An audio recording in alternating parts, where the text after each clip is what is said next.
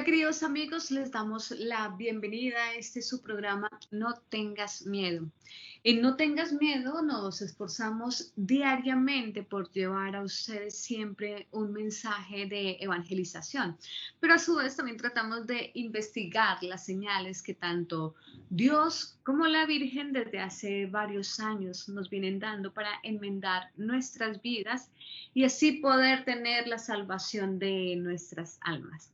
Por eso hoy en No tengas miedo hemos invitado al licenciado Alberto Villasana, aclarando que lo que vamos a escuchar por parte de él no corresponde a teorías propias de él, sino sencillamente es un análisis que durante años él ha realizado tanto a la palabra de Dios como a los mensajes de la Virgen.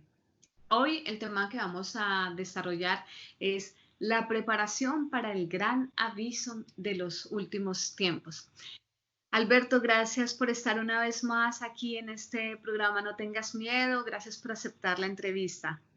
Al contrario, muchas gracias por la invitación. Saludos a todos acá desde México. Es un gusto para mí y un honor. Muy bien, hoy pues vamos a hablar acerca de el gran aviso de Dios. Y la primera pregunta correspondería a este gran aviso de Dios corresponde al mensaje que fue dado a Conchita en el año 1961, apariciones de Garabandal, y a su vez sería también el mismo que le fue revelado a Sor Faustina Kowalska, según su diario, en el numeral 83. Así es, sí. No solamente a Conchita, digamos que las apariciones de Garabandal, que van de 1961 a 1965, son dadas a 4 niñas de esa localidad y desde luego que la principal de ellas es Conchita, pero está Maricruz, Maliloli, está la otra niña también, que tienen aproximadamente 11, 12 años en ese momento, pero también corresponde a otros místicos y santos que han tenido la experiencia del gran aviso de Dios, como es efectivamente Santa Faustina Kowalska, el mismo padre Pío de Pietrelcina, que tuvo una gran relación con la misma Conchita, pues también el padre Andreu, que no solamente supo del aviso, sino también del milagro, que es el fenómeno que va íntimamente relacionado con el aviso. Son 2 acontecimientos que constituyen, por así decir, la trompeta de Dios que avisa la parusía, el retorno próximo de Cristo.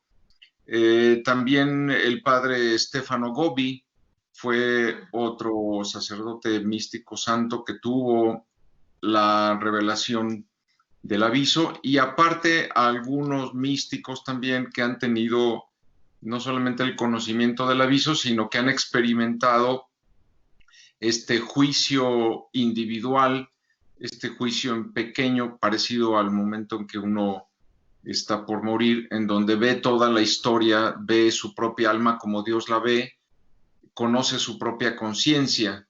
Entonces tenemos varios testimonios que coinciden con el de las niñas de Garabandal en esa fecha, 1961 al 65. Son más de 3,000 apariciones las que hay ahí en San Sebastián de Garabandal, en el norte de España. Por supuesto, ese es el propósito del aviso, esta iluminación de la conciencia por la cual podemos rectificar nuestra conciencia y nuestra vida. Entonces, ¿Creerías que no hay castigo entonces? Entonces, bueno, el aviso es previo, es una preparación al milagro que también va a suceder, que va a suceder en Garabandal. Es un milagro eucarístico en donde interviene la Virgen, que es ya una cosa externa. El aviso es un acontecimiento interno que coincide con un acontecimiento cósmico externo, pero finalmente la prueba más fuerte va a ser interna, o la gracia de Dios va a ser interna.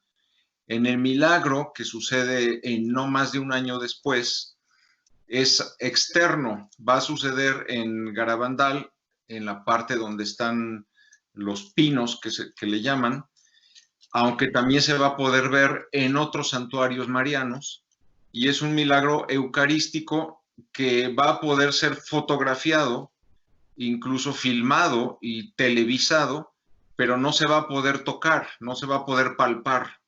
Por así decir, es como el arco iris, que tú lo puedes ver, pero no lo puedes tocar, no lo puedes palpar. Y ese signo que es externo y que va a estar ahí, va a durar hasta el fin del mundo. Va a quedar ya de una manera perpetua en Garabandal y en los santuarios marianos. Entonces, si con este aviso y con este milagro, digamos que la gran mayoría sigue sin arrepentimiento, entonces viene el castigo.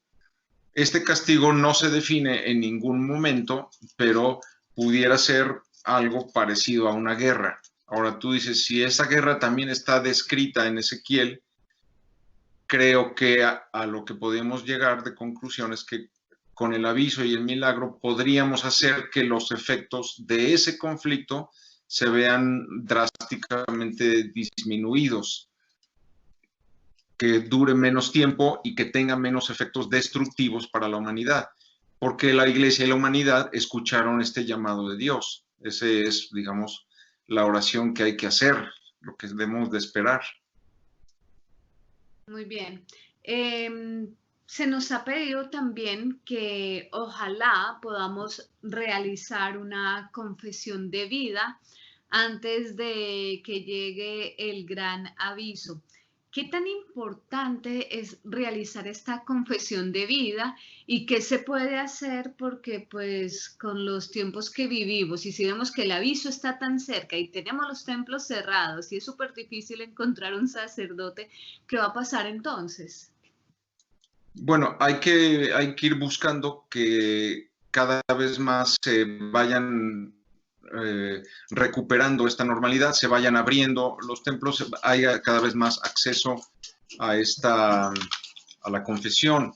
También repito que los mismos acontecimientos que se están aproximando harán que los fieles busquen con más insistencia a los sacerdotes y soliciten con más ahínco, digamos, la confesión.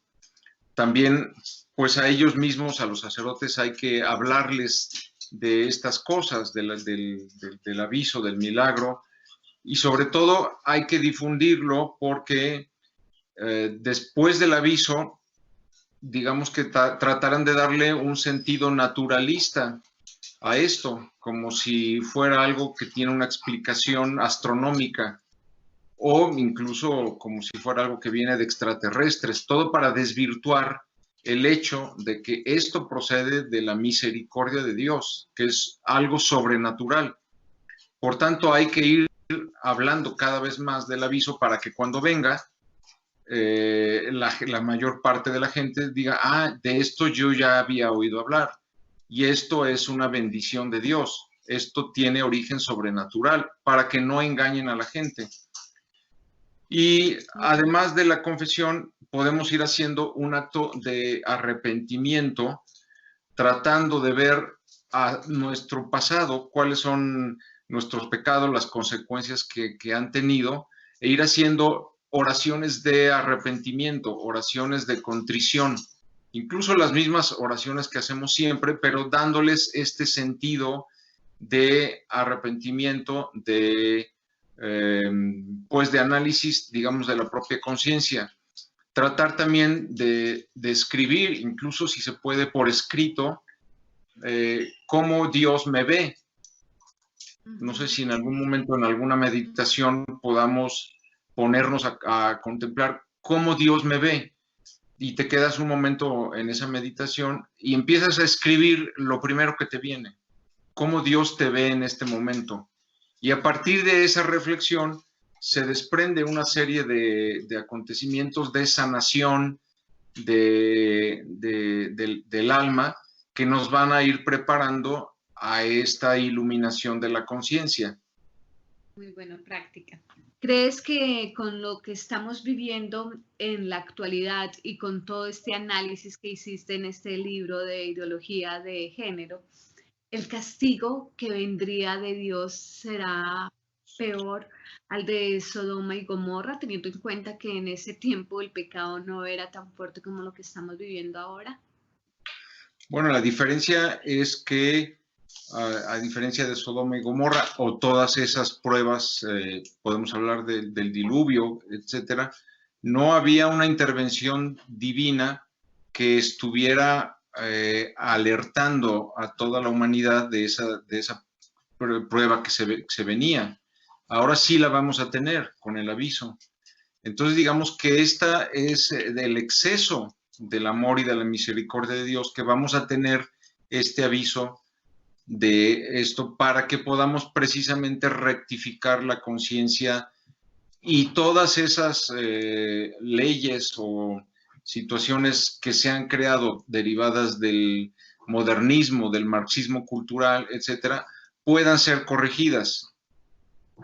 Habrá quien no, habrá quien se endurezca más y permanezca en una situación de pecado empedernido y se endurezca más, pero será más reducido y será ya con una conciencia abierta, es decir, como decíamos al inicio, habrá bien o mal, no habrá medianías, o sea, tendremos que tomar ya una decisión.